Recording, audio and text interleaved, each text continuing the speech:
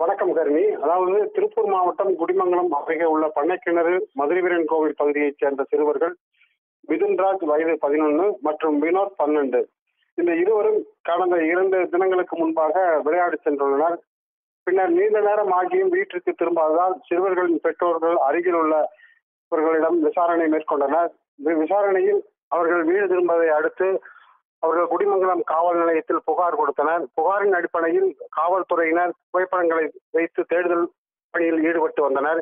இந்த நிலையில் இன்று காலை பீக்கல்பட்டி பகுதியில் உள்ள குட்டை ஒன்றில் இறந்து கிடப்பதாக போலீசாருக்கு தகவல் கொடுத்தனர். இதன் அடிப்படையில் கோமங்கலம் போலீசார் சம்பவ இடத்திற்கு சென்று உடுமலை தீயணைப்புத் துறையினர் உதவியோடு உடலை மீட்டு தற்பொழுது உடல் பிரேத பரிசோதனைக்காக அரசு மருத்துவமனையில் வைக்கப்பட்டுள்ளது.